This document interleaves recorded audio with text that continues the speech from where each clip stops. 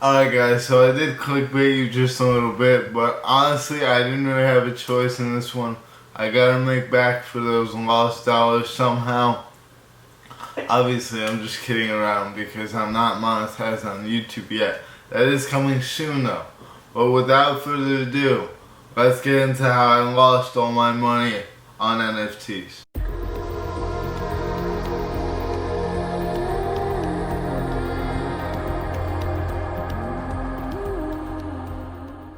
So just real quick, if you guys don't know what an NFT is, it's basically a non-fungible token or a picture that is sold through a platform called Magic Eden and is frequently bought with the cryptocurrency Solana, which has been absolutely tanking in price for the last month and a half. Now it's starting to creep back up, but the whole crypto market got hammered. And first I'm going to tell you guys the story of what happened, and then I'm going to explain why it happened and how to avoid situations such as these.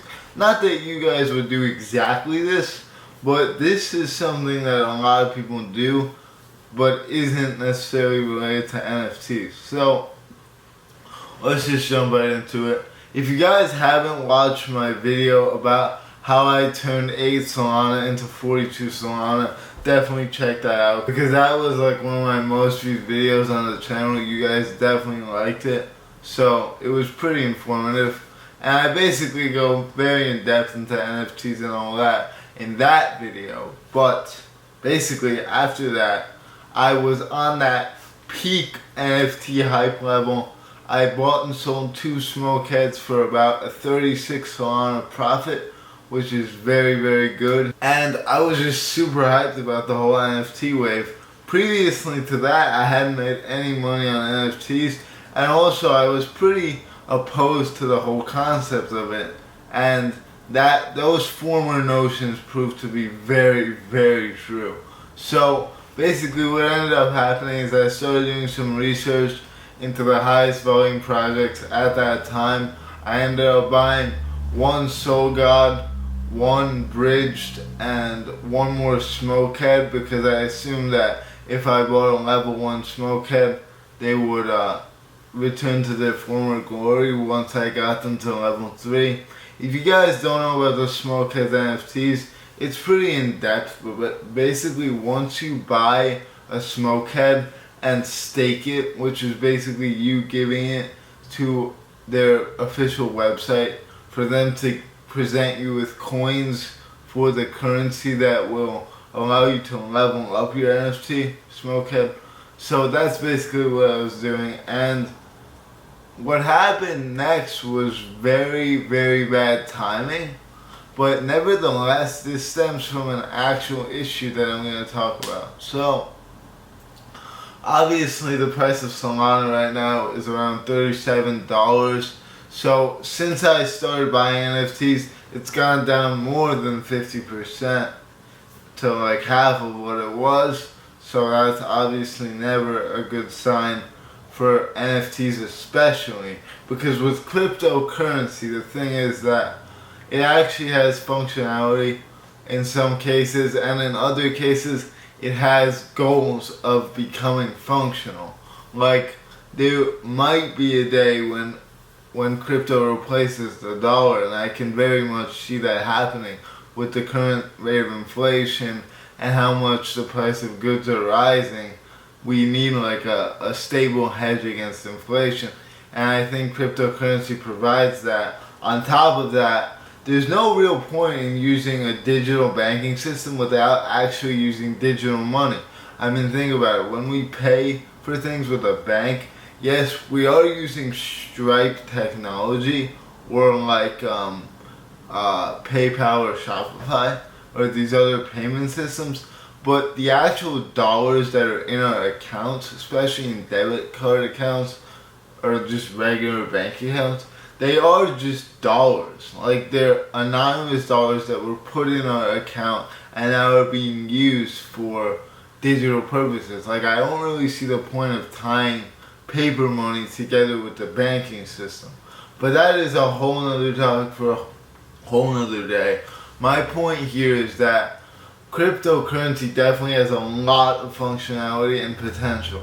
But NFTs, on the other hand, are very, very speculative and high risk, to say the least. That is an understatement.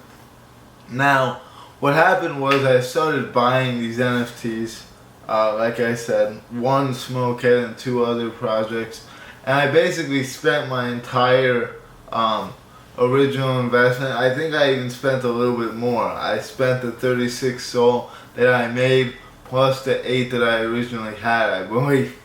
So I threw in the entire balance back into NFTs, and we all know what happened next. I'm gonna put a picture right here. When Solana does this, you can be sure that most NFTs are going down the drain to never recover.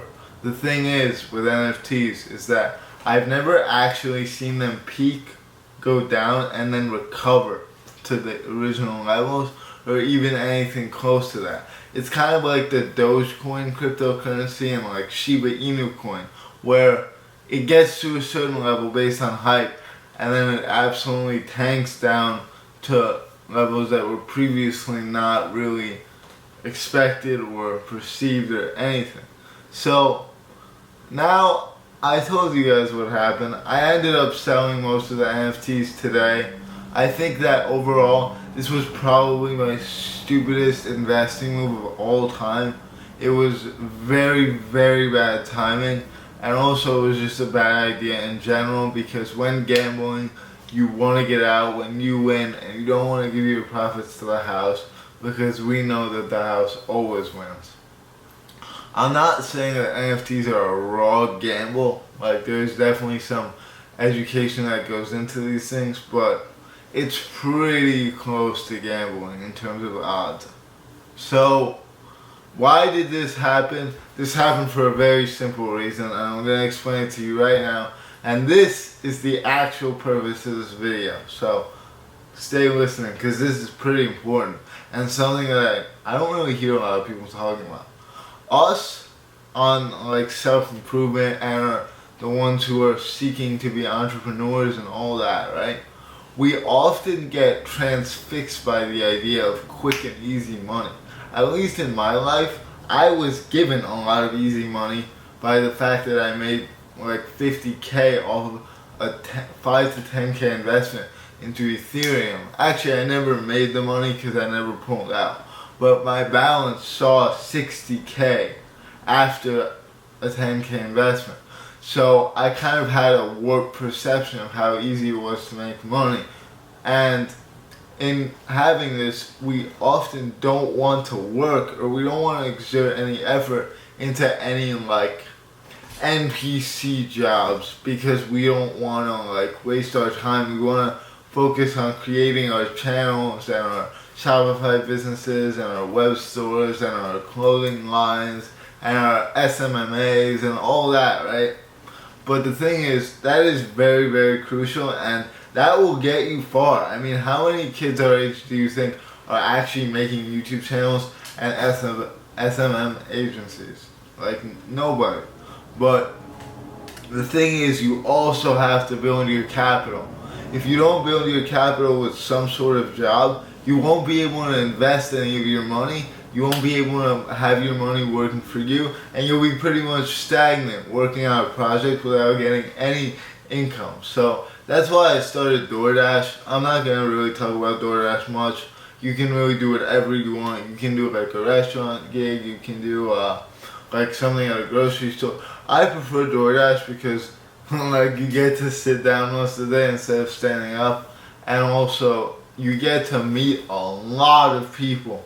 Like, same thing with grocery stores and restaurants probably, but like the amount of people I run into in like certain towns especially just getting food is crazy, and I actually like that. It's fun.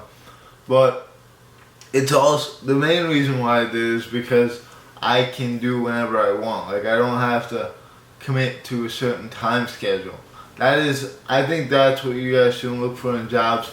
Make sure that they are very like free, and you don't really have to like commit to a certain 9 to 5 position or anything like that the only jobs that I can think of, like jobs, not like sneaker reselling or all these other entrepreneurial profit-making activities, because those are often very inconsistent. I was trying to be a full-time reseller for a few years, and that did not work because I just wasn't growing my accounts enough. And now it's just steadily growing, because as kids we don't really have that any expenses. Ideally we should have none, besides maybe some food and gas. We shouldn't be spending money on ourselves really ever at all, honestly. I mean, I bought this shirt yesterday, so I'm kind of a hypocrite, but that's also me supporting a local business. That I would say that's a little bit different, but I'm really rambling here. My point is, the only things that I can think of that are consistent jobs and can fill this void of like not needing to work 9 to 5 but also making an income are DoorDash, coaching, and tutoring. So if you have a skill in like a sport or an academic, that is a wonderful source of income. I mean, obviously I've never played sports, but I could probably tutor in literature, but like, I don't know, I'd just rather do this for now, because that would probably take time till I get my name out there, and I'm already working on a few things. But if you guys want to do that, you can. And it's so important to learn like the trials and tribulations that go into working an actual job, because it's not like this. It's not like we could just sit in our rooms, study, and like, you know, record videos. And it's not like school either. School is drastically different because your responsibility levels are obviously decreased. Nothing like, okay, obviously if you get a bad grade it's not good, but nothing really happens. Whereas when you're working and you actually like mess up, there's other people involved. Like, you have to deal with the customer that you made an error with, and they won't like be bothered.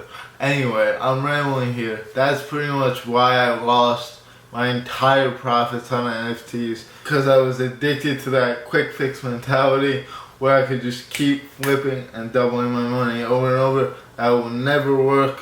And honestly, I'm very skeptical of NFTs right now, especially in this current market state.